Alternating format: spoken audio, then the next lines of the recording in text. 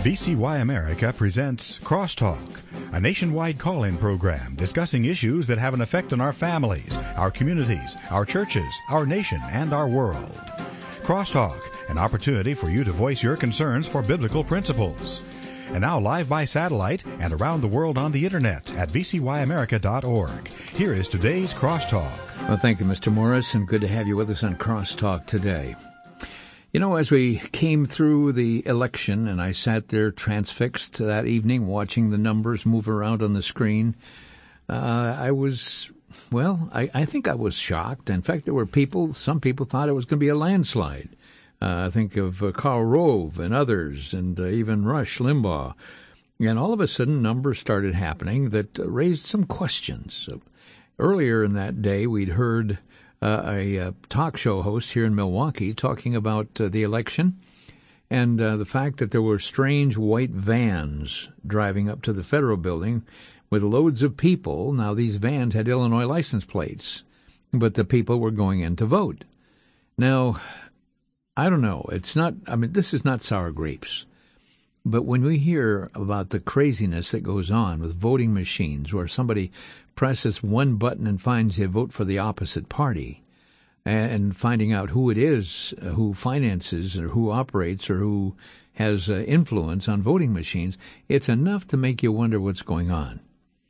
And today it's a privilege to have with us a man who has got his hand on the pulse of the news. Joe Farah is the author of the Tea Party Manifesto, the editor and chief executive officer of WND, the largest independent internet news service in the United States.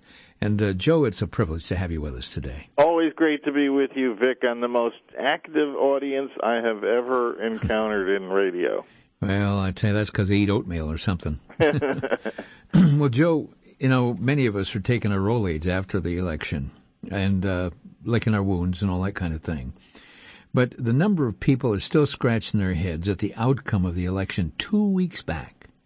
And this is coupled with a number of alarming reports regarding suspicions of voter fraud. Now, is that just sour grapes, or is there substance to that?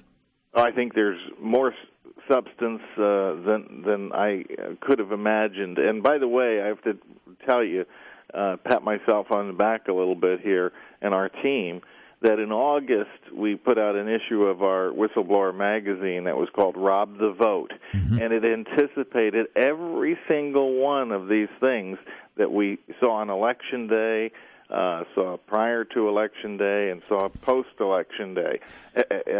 It was the billed as the playbook for what the Democrats were going to do to steal the 2012 election. And it was prophetic. It was prescient. And, you know, we saw it beginning, and we should have really gotten very excited about this prior to the election. There were plenty of smoke signals, plenty of warnings. For instance, you know, the campaign finance violations that WND broke, you know, where we used a Pakistani IP address and we had Osama bin Laden make donations to the Obama campaign, and they went through, you know. And then we did some more, and Ahmadinejad made some, and Hugo Chavez made some. We did this all from WND, but we used foreign IP addresses in the hopes, really, that they would be caught, and they were not caught. And even despite all the publicity about this, Vic, and there was quite a bit of publicity. Well, you know, one of the things, Joe, that when you hear precincts that have more votes cast than the number of people registered to vote, this is not just an accident. When you find some precincts where not one opposing party vote, it was all, and I think that's absolutely an impossibility. There's every person in one precinct votes the same way. That's right. And, you know, I think some Americans, maybe they don't have the historical presence to figure out that this isn't something new. This has happened in the past in American history, And, I think some people have the attitude, well, that couldn't happen in America, but it has happened in America. You and I remember how the 1960 election was stolen in one county, Cook County, Illinois, by Richard Daley, when famously, dead people voted. Right. And you probably recall that Lyndon Baines Johnson, Kennedy's successor, he won his first Senate race in Texas by 86 votes. And again, he did it. He went around bragging about the fact that dead people voted and made the difference in that election. Well, when you tolerate this kind of thing and begin to expect it to happen over the long haul, well, then it just, Americans say they want to encourage voter participation. Does it encourage voter participation when you make a mockery of elections and you have dead people voting and you have voting machines where you vote for one candidate but you actually vote for another, and when you have precincts fixing elections so that 100% of the people vote for the winner? I mean, to me, this is a real problem, a corruption that is so deep, and even if it didn't make the difference in the election, which I think it did, yes, even if it didn't, we should not tolerate it. We should be rooting out this evil, this corruption, and it should be bipartisan, and it should be something that every American can agree on. What about those who were registered to vote who were ineligible to vote? There are a number of reports from Ohio and Nevada, and many wonder about Florida. Well, sure, and we also proved before the election in an investigation with James O'Keefe, where he sent out people and did interviews in some cases with Democratic officials, where they were approached on camera and they said they were asked, can you help me? I want to vote in 2 different states, and they were encouraged to do it. And they went to the son of Representative James Moran in Virginia, who was running his campaign, and he told them how to do it, and he encouraged them to do it. And, so, I mean, how much evidence do you need? Look, I get it down to this. The Democratic Party is not, the old-fashioned Democratic Party of Hubert Humphrey and Truman. The Democratic Party today is a leftist, socialist political machine that believes in, Alinsky-style politics, and the slogan is, by any means necessary. They will do whatever they have to do because winning is everything to them. The ends justify the means, and they don't feel guilty about doing these things, about committing these crimes. They feel great about it. Right. That's put notches in their belt. What should we expect? Well, there were some suspicious happenings in Patrick Murphy versus Allen West campaign in Florida. What's happening there? Well, West gave up the fight today, unfortunately, and I don't know, the specifics of that situation, but I do know that Allen West is probably one of the men with the most integrity in Congress, a real solid, conservative Christian, military hero. He's the whole package, and we lost him probably through voter fraud to some Democratic Party hack, and it's a tragedy. And of course we lost the presidential election. We lost a lot of good people. People like Todd Aiken, who the Republican establishment, they blamed the whole election on Todd Aiken, which is so ludicrous because they didn't get to pick him. He was not their favorite candidate, yet all their favorite candidates lost too. Well, his comment was just a dumb slip of the lip, said something the wrong way. That's exactly right. And they jumped on it like piranha fish. What was bad was that the Republicans jumped on it as, eagerly and as viciously as the press and the Democrats did. And that's how you lose elections, when you allow the press and the opposition party to dictate the terms of the agenda. Joe, did it seem odd to you that Obama took Michigan while in other races Democrats suffered a host of defeats?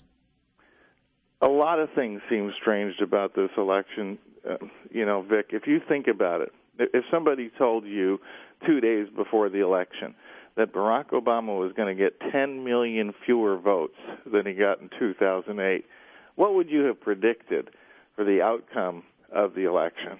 A landslide for the other side, yeah.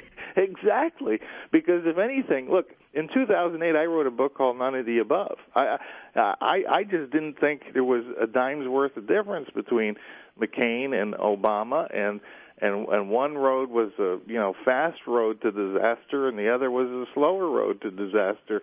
And that was the position I took. In 2012, I think despite the fact that Mitt Romney was not by any stretch of the imagination an ideal candidate, the differences between them were marked because we had seen Obama in action for 4 years, destroying the country, and so I saw, just anecdotally, a lot more enthusiasm by Republicans for getting to the polls, and I don't understand what happened to them.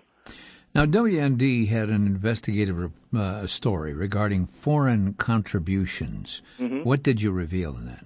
Well, this is before the election. Yeah.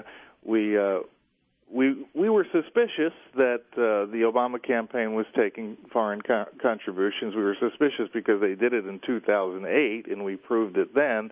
And so to prove it in 2012, we used, at first, a Pakistani IP address, and we had Osama bin Laden send in a donation to the Obama campaign. He was listed as occupation was listed as deceased terrorist. His employer was listed as Al-Qaeda, and his address was listed as 911 Jihad Way. And in other words, we put up every red flag you could possibly imagine to catch the attention of the folks in the Obama campaign. And yet that donation went through. We made another donation the same way that went through. A third donation went through. And then we began to make donations for Hugo Chavez and Mahmoud Ahmadinejad, also using foreign IP. Just the foreign IP address, by the way, Vic, should be enough to ring alarms. Yeah. Yes, because, look, I'm an expert in this, in Internet technology. We can recognize a foreign IP address just like anybody else can. Now, we don't have a problem with selling to foreigners. There's no laws against that. But because there are laws against foreign contributions, the easiest thing in the world to do would be to prohibit the use of foreign IP addresses, or at least have them verified that they're American citizens making them. And there were no checks and balances like that on the Obama campaign. And they went through, by the way, with all the publicity about that, the money has still never been returned. We filed an FEC complaint publicly. We've announced that. There's an active investigation underway. The Obama campaign still has not returned the contributions. So, now, returning the contributions is just, that's not a penalty. That's just something you would think they would have done if they were, smart by now. Joe, we're going to take a 60-second break and be right back. Joe Farah, our guest, the Chief Executive Officer of WND, Independent Internet News, the largest service in the United States. We'll be right back.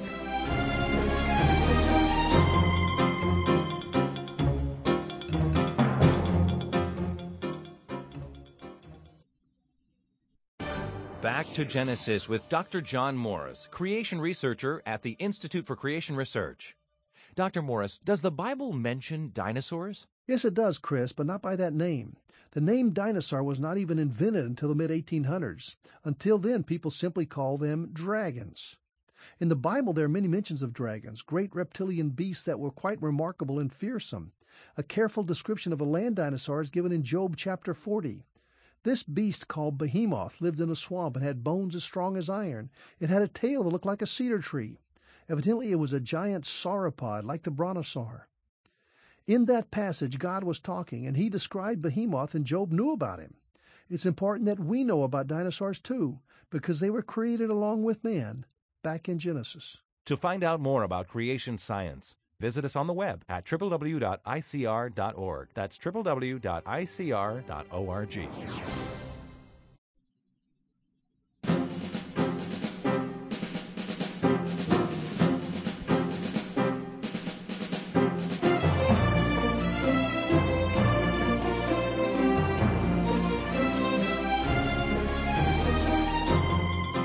Well, if you're looking for a hotline for news, WND.com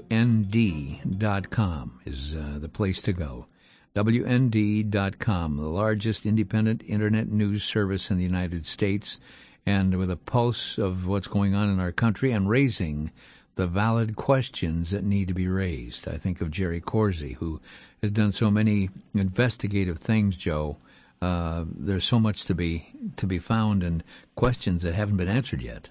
You bet. He's one of our stars, along with Aaron Klein in Jerusalem, who's living in a bunker right now. Yeah. And Michael Malouf, who's just voluntarily went to the Middle East, where he's in Beirut and trying to get into Syria right now. So, you know, these are folks who risk life and limb to bring you the news. Folks, you can be praying for Israel. If there's ever a time we need to pray for the peace of Israel and pray for wisdom, as Benjamin Netanyahu is making, along with the council, they're making decisions that could be earth-changing. Prophecy being fulfilled sometimes as you watch it happen. Now, Joe, this thing about voting machine malfunctions, was that just somebody's suspicion, or was there substance to that? Oh, there, loads of substance. Again, I go back to our August issue of Whistleblower Magazine, and in an article written by James Simpson, he explained how easy it can be pulled off. It's a simple, switch in software that can manipulate votes, can make them the opposite of what the voter cast. Now, a few days before the election, when the voting machines were being tested, your listeners may have seen some of the reports that were coming out even then. That and by the way, these votes just went one way. If you cast a vote for Romney, it turned into an Obama vote. We didn't have any examples of it going the other way. So you know when you see that happening that it's a deliberate manipulation. Now, one of the guys who caught this was actually a man who worked on the machines in Chicago. He spotted it in testing the machines a few days before, and then he figured, it was going to be fixed. On Election Day, he went into his Chicago polling place, voted for Romney, and indeed he saw the vote switch to Obama. Oh. So he went to the polling master and said, what do I do now? And he was told, just assume your vote was recorded correctly. Oh. Even though he saw the results, it was recorded incorrectly. He was supposed to assume that what appeared on the screen didn't actually appear there. That's like voting for legislation to find out what's in it. Now think about this. If this were a systematic thing that happened in many places, and I suspect it did, this isn't just like stealing one vote. It's stealing two votes. Mm-hmm. That's what's so powerful about this. You're taking away a vote from the Republican candidate and giving that vote to the Democrat. That's a twofer. You just got two votes, not one. And so that's a very and of course we're moving to these electronic machines more and more. More polling places are using them, and there's no paper trail for them, Vic. If there are problems, you can't go back and do a recount. There's no evidence to recount. These are just electronic digits that take place in a computer, and you can't recount them. And, think about that. This is corruption beyond belief. Now, Florida, again, is suspicious with a number of unaccounted for ballots that showed up in a warehouse. What's this all about? Well, again, here's one of the problems we have with these issues. And this is something I only found out after the election. In talking to the state attorney general here in Virginia, Ken Cuccinelli, I said, Ken, who is responsible for for policing this, for the enforcement of election laws. Why isn't anything being done? And what he told me was surprising. I think it'll be surprising to everybody listening. The only people who are basically authorized to prosecute election crimes of the kind we're talking about that take place in a given jurisdiction, precinct, what have you, are local officials, police departments, county law enforcement. Those are the people charged. In order for a higher authority to get involved, in Virginia, I'll give you an example of how that happens. There's a state elections commission.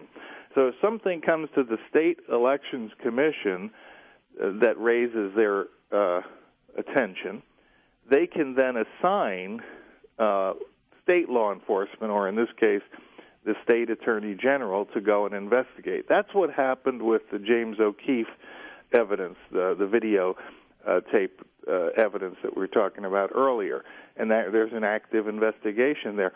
But the people with real law enforcement power and manpower and investigative resources they don't even have any jurisdiction to go in and open investigations. And think about this. Who are the most likely culprits in a county or city that has corruption going on in election the process? It's the very people who would be the ones to investigate what happened. Mm-hmm. Do you expect to get any justice there?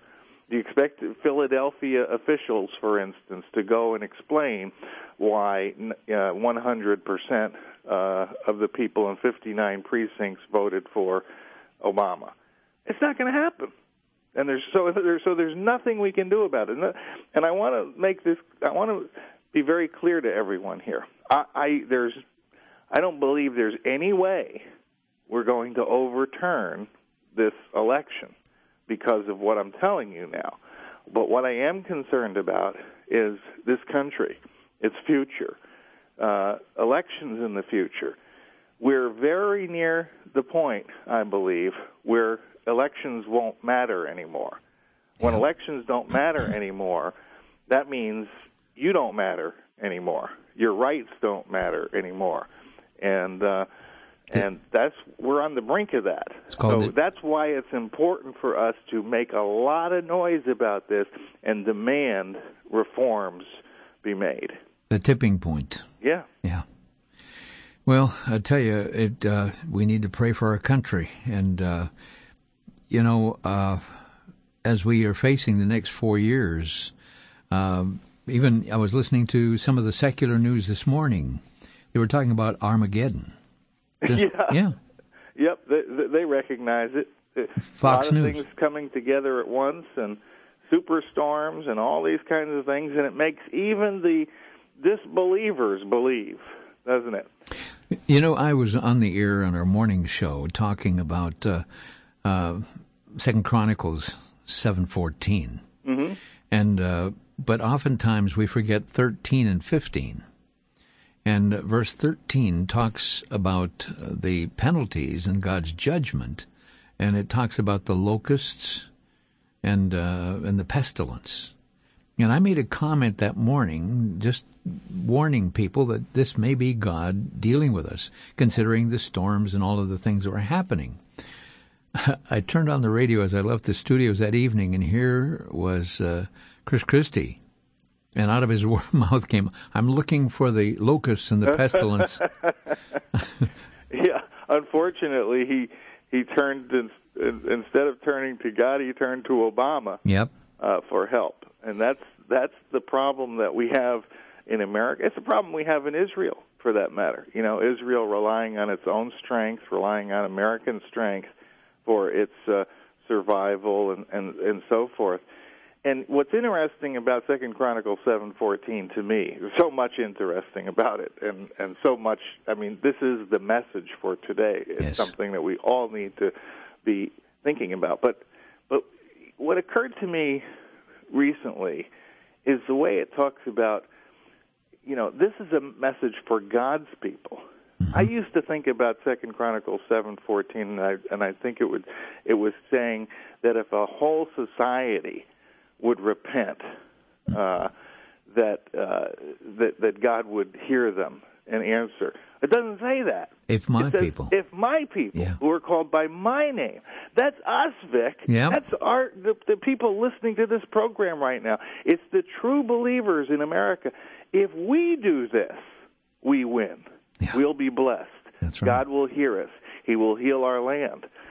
That's the most encouraging thing I have heard in so long.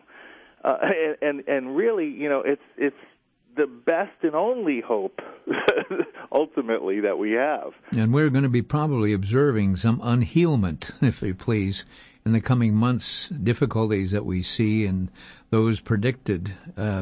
God, the Word says, whom the Lord loveth, he chastens. Mm-hmm. And it could be that our country is going to have taken to the woodpile. That's right. Another way to think about this is, we can sit here and we can point the finger at Obama and we can point the finger at all the corruption and all the evil people doing evil things around the world, and they are. That's true. But ultimately, according to 2 Chronicles 7:14, ultimately it's our fault.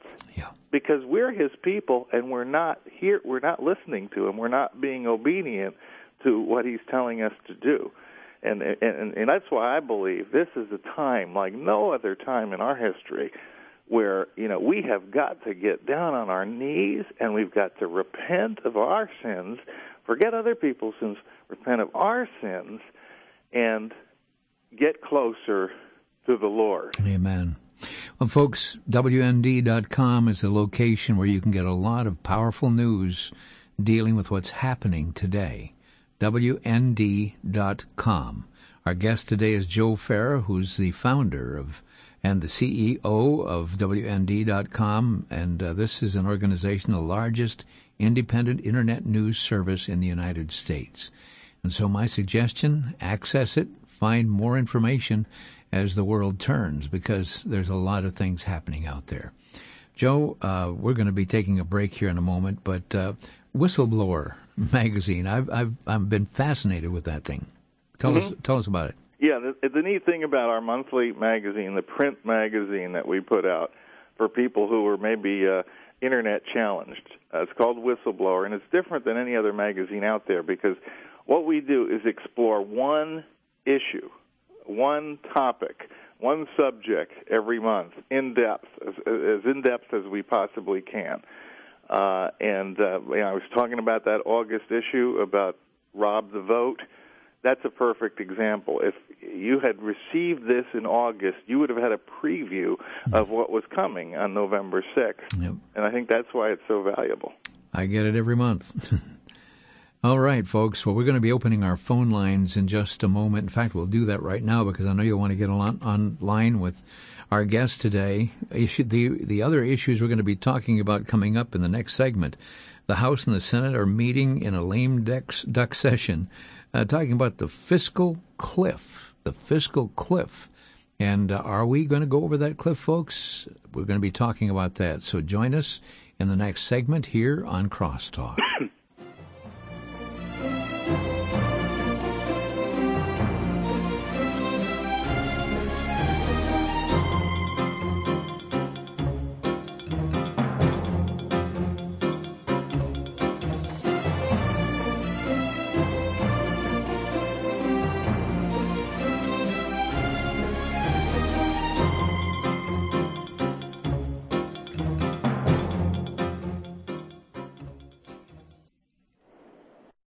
Nearly 90% of Christian children attend a public school. Filmmaker Colin Gunn, a homeschool father of 7, went on the field trip of a lifetime. Driving an old school bus, Colin and his family traveled across the nation, exploring the origins and social impact of public school education to discover if children are morally and physically safe, if public schools are religiously neutral, and should Christians try to be salt and light in secular schools. 102 minutes in length, it's an impactful message. In the companion book, Indoctrination, some 18 writers come together to look at how the educational system is actively at work to alter your child's moral values, worldview, and religious beliefs. It explores the biblical principles regarding education and who is ultimately responsible for our children's future. The Indoctrination DVD is available for a donation of $22. The book is available for a donation of $18, or you can obtain both for a donation of $35. To obtain yours, call 1-800-729-9829, 1-800-729-9829.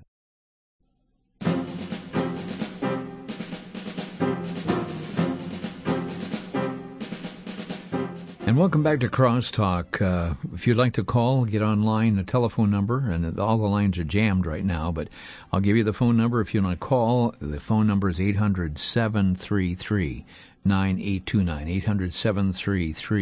800-733-9829. Joe Farah, our guest today on Crosstalk. And Joe, we were talking about the fiscal cliff. What can you tell us about this?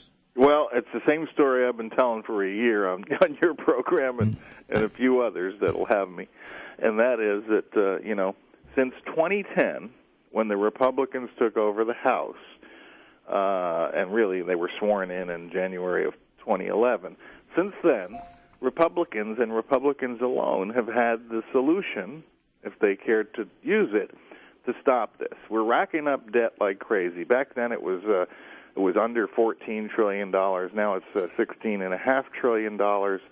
If we continue on this trajectory for the next 4 years, we will be at $25 trillion. Now, that's unimaginable because $16.5 trillion, where we are right now, that's the equivalent of the GDP of the United States of America for 1 year. So you think about that. That's everything that's produced for an entire year. That's what we owe.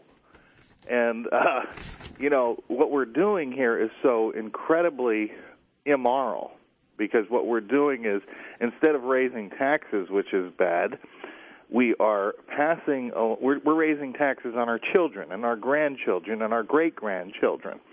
Now, the Republicans say that they're opposed to spending too much. They'd like to cut spending, and they'd like to eliminate borrowing or at least cut back on it. They have the power to do that because if in a few weeks from now we're likely to have another vote on raising the debt limit. And right now, the House Speaker, John Boehner, has already announced publicly and shaken hands with Barack Obama on raising the debt limit. Now, there's two problems with that. Number one, even if he is hoping to just seek some concessions from Obama, get some spending cuts, if you're a poker player, what he's done is effectively announced that he's got 4 aces in his hand, but he's going to fold, and he's going to let you win the hand.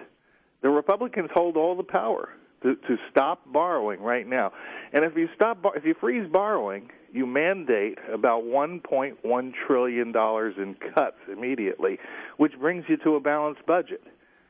Now, what's wrong with that? I'd like to know in fact, every poll shows that Americans are in favor of this. Even Democrats are in favor of it. Nobody wants to borrow anymore except the people in Washington because they like to have money to spend. And you can see the reaction of Republicans in Washington to this recent election. They think the answer is to be more like Obama and give more goodies out to the public, and then, you'll win their votes that way. And that's really what it comes down to, except there's one little problem with it. The whole house of cards is going to cave in one of these days in the not-too-distant future, just as it has in Spain and Greece and Ireland and other countries around the world. But when the United States of America goes off the fiscal cliff, it's going to be it's going to have a global impact of epic proportions.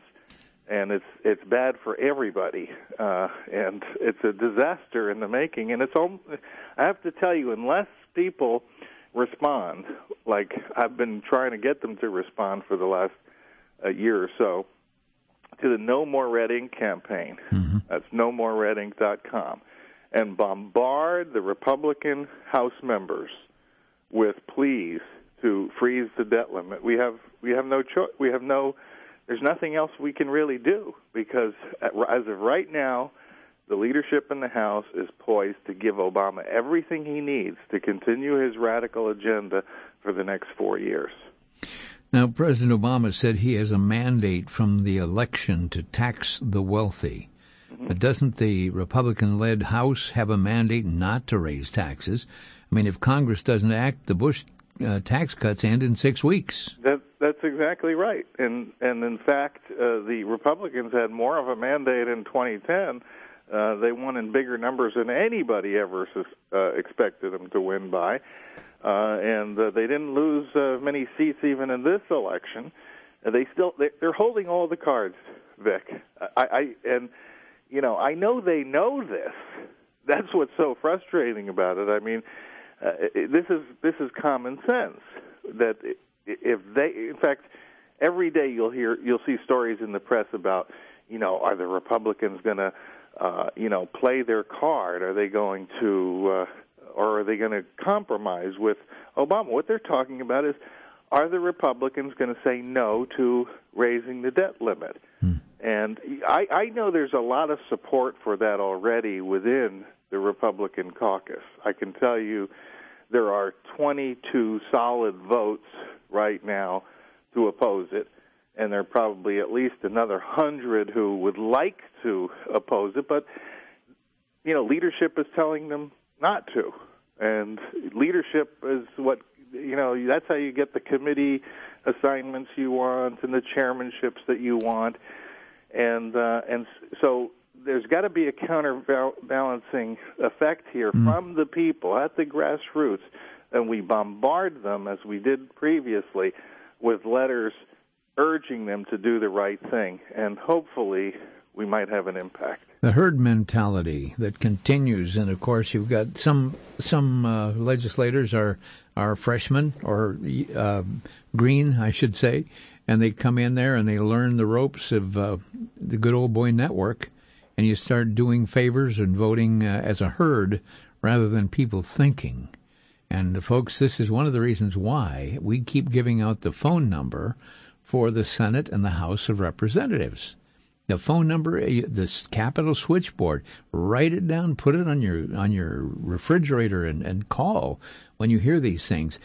Joe, if you were calling Congress today regarding the issues that stand before us, what would you say? Well, that would be the number one issue, and it may sound strange coming from somebody like me, who is not normally thought of as primarily an economic conservative, but I am.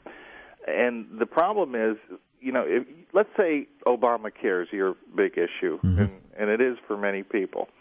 Well, the way to get rid of Obamacare is to dry up the money so that Obamacare can't be enacted. It's the only way. And by the way, all spending bills start where? In the House of Representatives, controlled by the Republicans. Maybe your issue is abortion, and you can't stand the fact that you're subsidizing abortion and Planned Parenthood. Well, guess how you end that? You dry up the money. There's no way that Planned Parenthood is going to get any subsidies if Washington's forced to cut $1.1 trillion out of the budget. It's going to be down to bare essentials. Maybe your thing is you can't stand the National Endowment for the Arts and all the, the crazy, decadent, pornographic artwork that the government supports. Well, once again, the best way is to dry up the money for it. In fact, it may be the only way to ever clean these things up, because we've been trying to clean them up one issue at a time for so long, and we've been terribly unsuccessful. And I think the best way to do it is with one fell swoop. Let's chop this budget by $1.1 trillion, and let's see what they have left to spend. So if you're calling Congress, you just say, cut the budget. Raise the debt limit. What's that? And don't bother talking to any Democrats about it. You're not going to convince them. Just convince the people who say they agree with you to do it. You see, the Republicans' rhetoric is that every single one of them got elected by telling their constituents that they don't want to borrow money anymore. They don't want to keep spending. They believe in limited government. Now we just have to tell them to live up to their rhetoric. Prove it. There you go. Well, our phone lines are jammed right now, and let's go to Pensacola, Florida, and talk to Chris. Chris, you're on the air with Joe Farah. Yeah, good afternoon. Man, I've been enjoyed this program for years, and I've been praying, Vic, that you would bring this program back over to God. You know, that hopefully you have a Bible in front of you, and right here. When you answer questions to people, that you would try to answer from Scripture as much as you can. I want to ask the gentleman something. When you make during this whole election, when you were praying and asking God to lead you and guide you, were you dependent on the Scriptures for your direction, or were you going into the whole Bible and looking for different things to help you make the decision? Oh, absolutely. That the Bible is a guide to my life. It's a guide to every principle that I have, and that's where I get my deep-seated beliefs. For instance, in private property. Private property is a prescription of the Bible. Nowhere in the Bible will you get even a hint that the government's supposed to control everything. From the earliest Old Testament passages, God has a respect for people's property. And Barack Obama and the Democrats don't. They are basically old-line Marxists who don't have any respect for private property. They believe the government really should own everything and distribute it according to their ideas of what's just and fair. And so that's one example of dozens I could give you as to why I am so adamantly opposed to the Democratic Party's radical agenda. Let's go to Mike in Bayview. You're on the air, Mike. Yeah, hi, Vic and Joe. Great listening to this program. I've got two quick things, and then I'll let you get on. I got to say, shame on the judges that could have done something about watching this vote or allowing voter ID. I think that's one of the places it started. And another thing is, I don't think we should have had any surprises coming, because when they tried to recall Scott Walker, the people stopped traffic in the streets to get people to sign, and even for cigarettes to get autographs on the signatures, and we had no issue with any of it with the people that were supposed to be watching that. That's exactly right. If you tolerate, a little bit of corruption, you're going to wind up with a lot more. But specifically with the voter ID, and specifically photo voter ID, we heard for years from Obama and the Democrats that it was somehow racist to impose photo ID on the voting public, that it would suppress the vote. Well, the only vote that it suppresses is the illegal vote. Yep, that's right. We ought to all be in favor of suppressing the illegal vote. I mean, for heaven's sake, we got to have photo ID to do banking, to do anything, to get on an airplane, to drive a car in our society. But we shouldn't have to produce it to vote in this sophisticated society of ours, where there's so much corruption and so much willingness to misuse the electoral process, as we've been talking about. Wasn't it kind of interesting that in order to come and hear the president speak, you had to show picture ID? Hey, I was there at the convention, Yeah. And to get into the Democratic convention, you had to show a photo ID. Why is that? We'll be right back in 60 seconds. This is Crosstalk.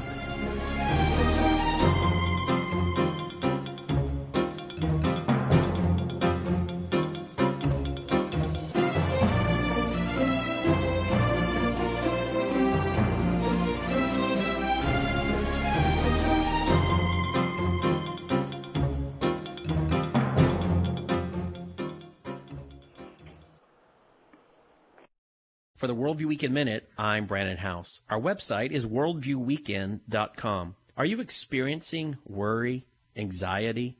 The Bible speaks to these issues. In fact, the Bible tells us we're to be anxious for nothing, but in prayer and supplication make our requests known to the Lord. The Scriptures are very clear that God cares for us as believers, and that He watches over us, and that His thoughts are continually on us. We need to be trusting the Lord in these days and understanding His provision for our lives. We also need to understand that God gives peace to those that obey Him. We see this in the Scriptures. We also see that God gives peace to those who please Him, who walk obediently according to His Word. And we see that God gives peace to those who learn from his correction. If you desire peace today, obey him, please him, and learn from his correction. And also find yourself studying God's word that will bring peace that surpasses all understanding. No need for us as Christians to have anxiety. For the Worldview Week in Minute, I'm Brandon House.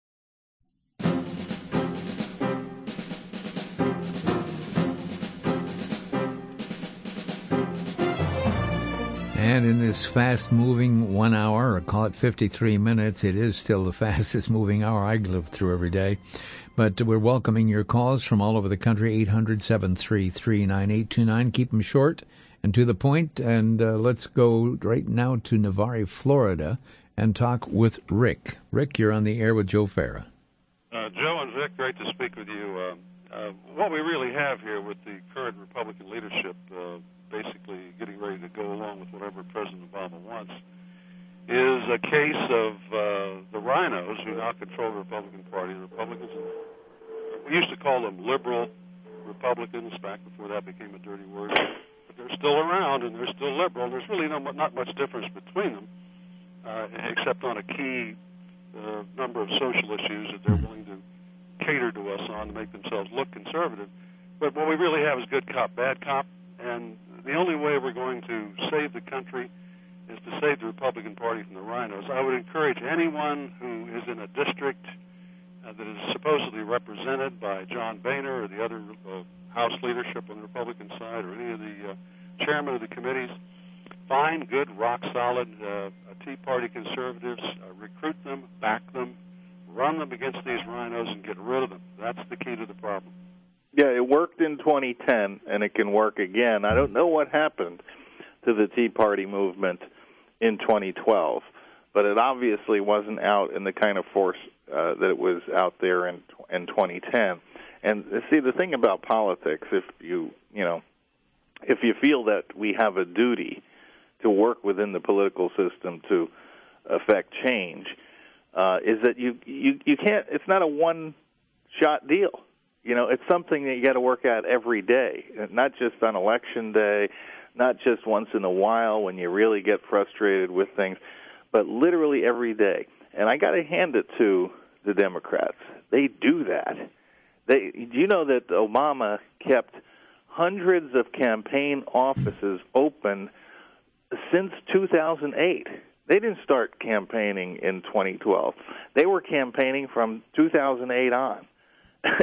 And he still got 10 million fewer votes, but it shows you the determination and the commitment that they have to working at this system. And I can't, most of us, the Republican types and conservatives, we work every day. It's a bit more of a challenge for us. We don't have the time to work at politics like they do, but we either got to find it or we're going to go down the tubes. Rick in Milwaukee, go ahead. Hi, it's an honor to speak with you both, and I don't say that too often. You had an article on your website, I believe it was yesterday. It was a very interesting article about the Electoral College and what would happen if there wasn't like a quorum.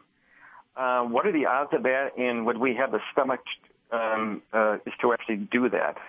Well, actually, that story was prominent on the site for a little while until we found out there's no such thing as a quorum for the Electoral College. That's not the way it works. The only quorum that's required is that if the Electoral College sends it to the House of Representatives. We put a correction on that story and made it less prominent on the site. So there is zero chance that a boycott of the Electoral College that was proposed by a commentator in WND, it's just not a reality, not something that we can do. Interesting on Fox, and we're coming up about 2 minutes left, Joe, but interesting on Fox this morning, there's somebody promoting that there is a possibility if certain things happen that the president could be in for a third term. Well, listen, I got chills. If you don't believe in the Constitution and you've got a president who's not even eligible under the Constitution to serve, anything's possible, isn't it? I mean, see, the difference with the United States of America is that we're supposed to be a country under the rule of law, and that starts with the Constitution, and that's the most important law we have, and yet we ignore it every single day in Washington.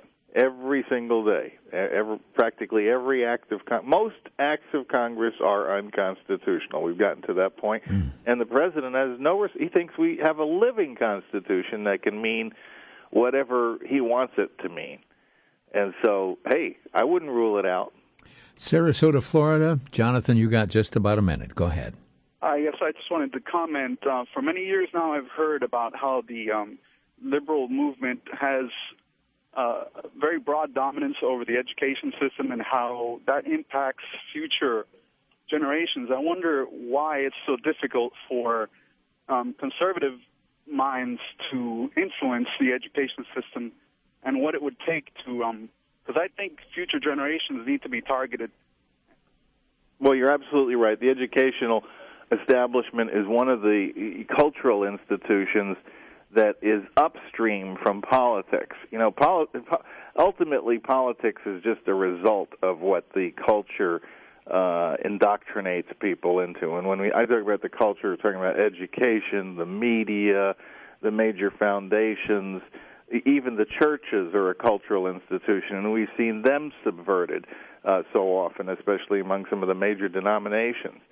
The long-term battle for us, for believers, for conservatives, is to take back the culture. One institution at a time, we've got to do that. And for my money, I mean, I don't even believe. I think public education is the first thing you ought to do is make sure your kids aren't a part of it. Pull your children out of there, because why would you want to subject your kids to state indoctrination and ungodly education 7 or 8 hours a day? Makes no sense. And so you get what you get what you ask for if you send your children to public school. Joe, it's always a privilege to have you with us on Crosstalk. One more reminder where people can find lots of news, vital information. That's WND.com. And it's always a joy to have you with us here on Crosstalk, Joe. God bless you, Vic. Appreciate your work so much.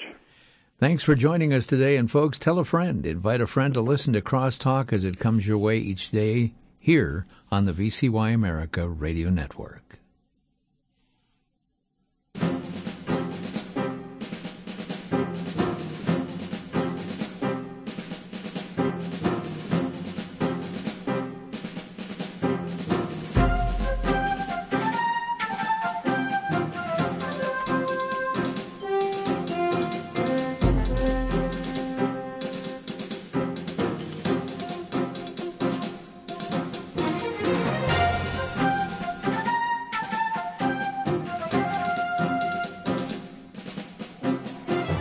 Listening to Crosstalk via satellite and the internet from VCY America. Views expressed may or may not be those of this station. For a CD of today's program, send a donation of $6 or more to VCY Take Ministry, 3434 West Kilbourne Avenue, Milwaukee, Wisconsin, 53208, or download by RSS or podcast from crosstalkamerica.com. And join us again for Crosstalk.